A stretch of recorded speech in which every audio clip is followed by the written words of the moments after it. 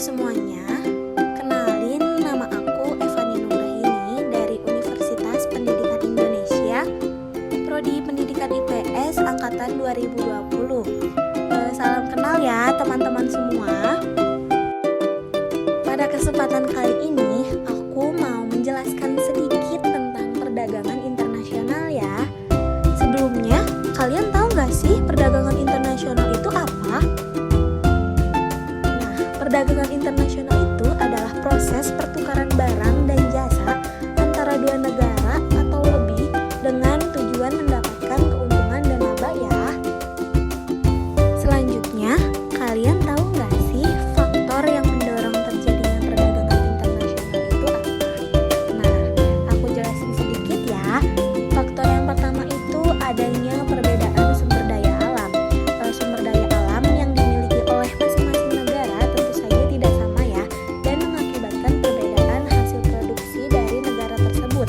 Misalnya, kayak perbedaan antara Indonesia dan Saudi Arabia tidak mampu menghasilkan sayur mayur, maka mereka mengimpor dari negara di kawasan Asia yang dapat menghasilkan sayur mayur. Indonesia memiliki peluang untuk menjual hasil dari hutan ke negara lain. Yang kedua, adanya perbedaan ilmu pengetahuan dan teknologi. Negara yang menguasai ilmu pengetahuan dan teknologi akan mampu memproduksi barang dan jasa yang lebih banyak, bermutu, dan efisien dibandingkan dengan negara yang tidak menguasainya.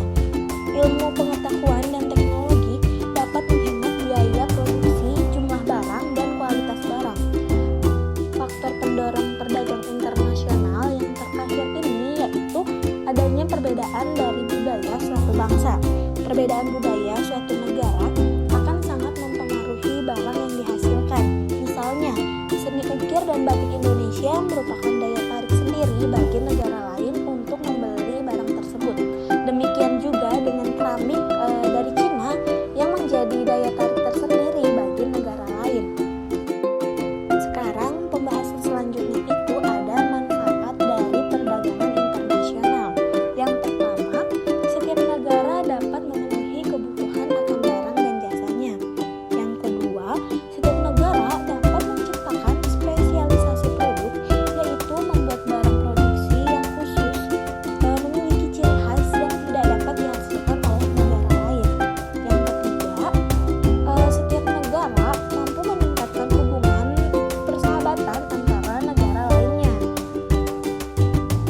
Manfaat selanjutnya dari perdagangan internasional yaitu pendapatan negara meningkat melalui perolehan devisa hasil ekspor.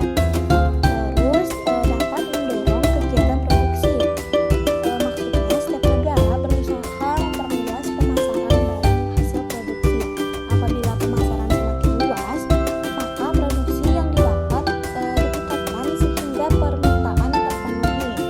Selanjutnya dapat mendorong kemajuan ilmu pengetahuan dan teknologi, karena masing-masing negara ingin meningkatkan kualitas dan kuantitas barang.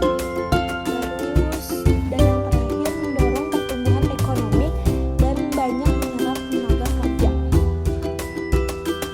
Selanjutnya, di samping manfaat yang dapat diperoleh dari perdagangan internasional, ada beberapa hambatan yang terjadi dalam perdagangan internasional.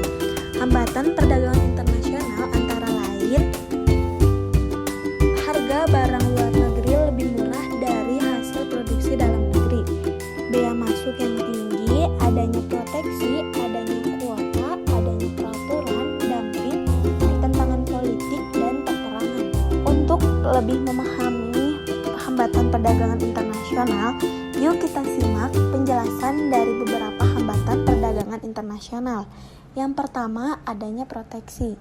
Proteksi itu kebijakan untuk melindungi produksi dalam negeri.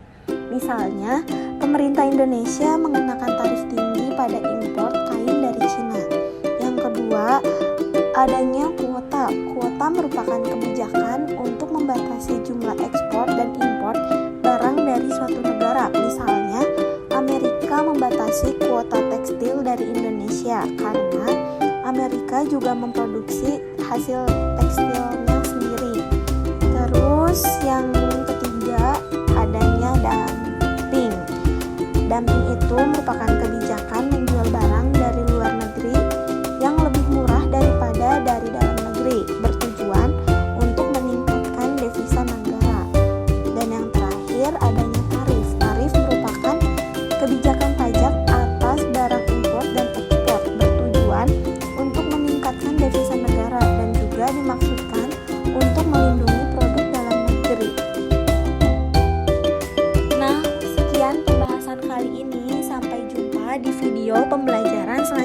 Terima kasih teman-teman.